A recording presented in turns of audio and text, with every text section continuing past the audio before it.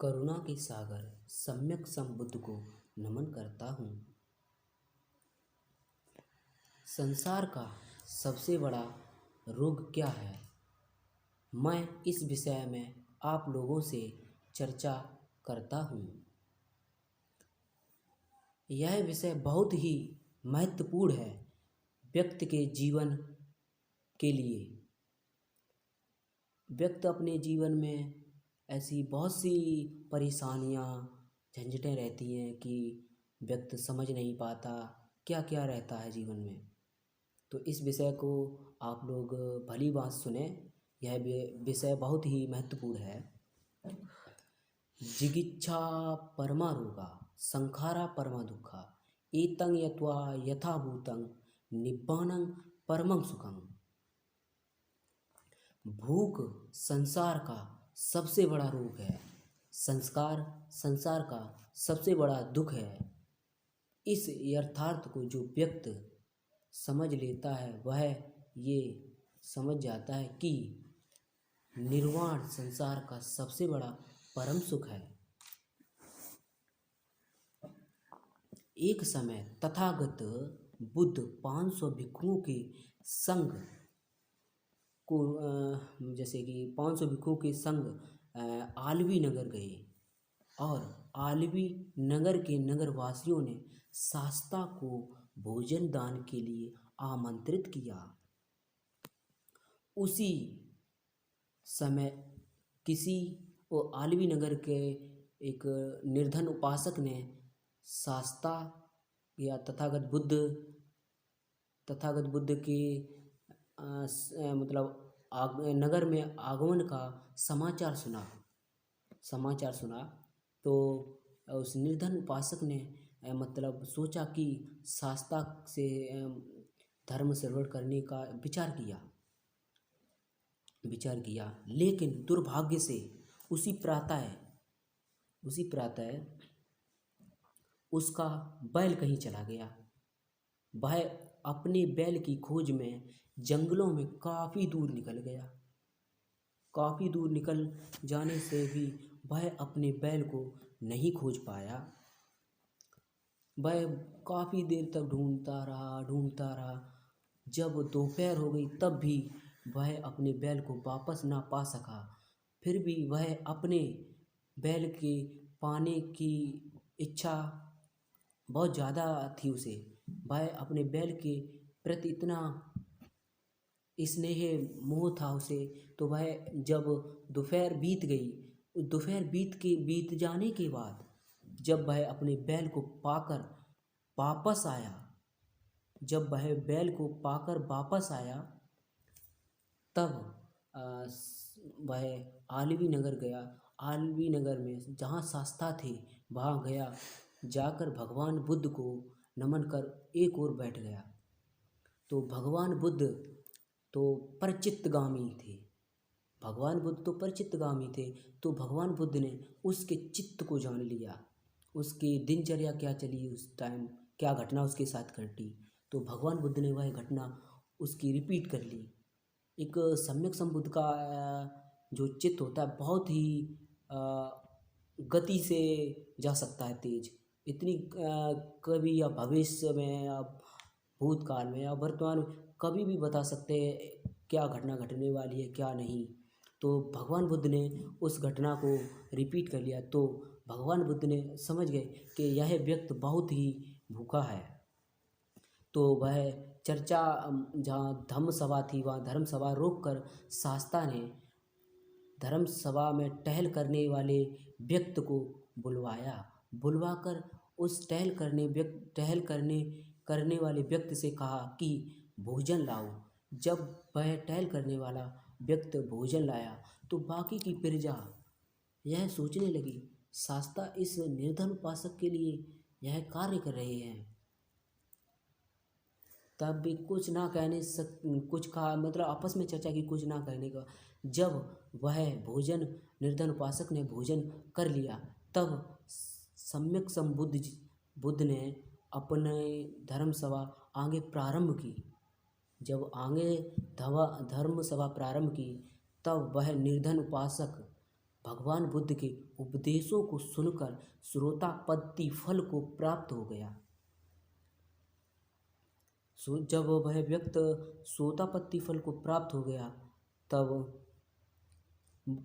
चर्चा होने के बाद शास्ता अपने मतलब भिक्षु संघ शास्ता अनुमोदन करके अपने आसन से उठकर अपने बिहार की तरफ प्रस्थान किया।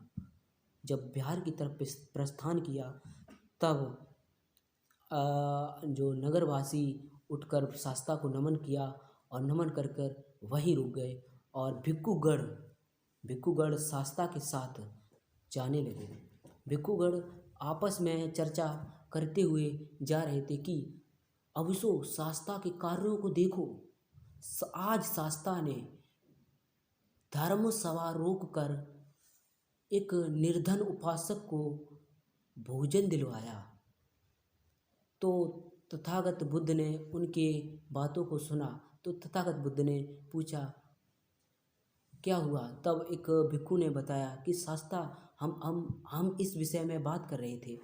तब शास्ता ने कहा, वह व्यक्ति अपने खोए हुए बैल की खोज में जंगल में विचरण करते हुए काफ़ी समय से निकला, तो वह बहुत ही भूखा था।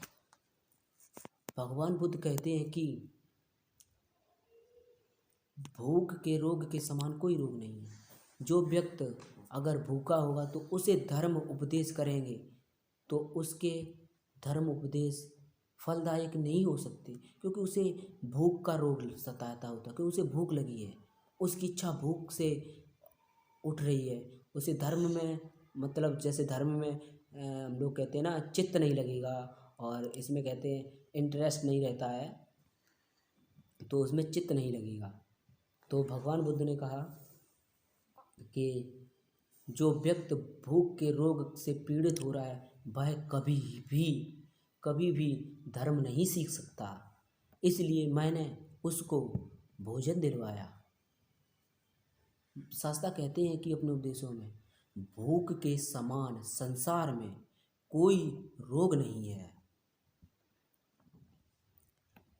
बौद्ध दृष्टि में व्यक्ति जड़ और चेतना रूपिक चेतना, जैसे चेतना चित्त की चेतना, एक चेतना पे भी एक टॉपिक है, जैसे कि चेतनाम भिक्खवे कम्मं वदामि, चित्त में जो विचार उत्पन्न होते उनको ही मैं कर्म कहता हूँ।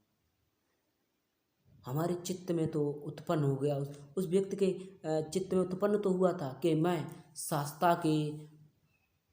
शास्त्रा से मतलब धर्म सीखने जाऊं, मगर उसके पुण्य कम थे। उस टाइम जब उसका जो घटना घटी, तब उसके बाद उसके जब उसे शांति पर स्वरूप मिला तो वो वहाँ गया, तब उसे मतलब उसको भी एक लगन थी, मैं शास्त्रा से धर्म सुनूंगा।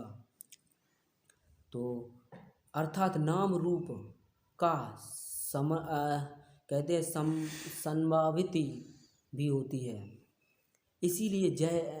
इसीलिए जैसे नाम अर्थात चेतना का विकास के लिए आध्यात्मिक चिंतन की आवश्यकता होती है, उसी प्रकार रूप तथा भौतिक शरीर के विकास के लिए भोजन की अत्यधिक आवश्यकता होती है। अतः एक के भाव में दूसरा विकास को प्राप्त नहीं कर सकता। जैसे कि अगर जो व्यक्ति भूखा है तो वह भूख के अभाव से वह सोतापत्ति फल को प्राप्त नहीं कर सकता था। अगर उसकी भूख का रोग भी नहीं है और वह धर्म को सुन रहा है, तो वो आसानी से सोतापत्ति फल को प्राप्त नहीं कर पाता। यदि गहराई से देखा जाए तो इस संसार में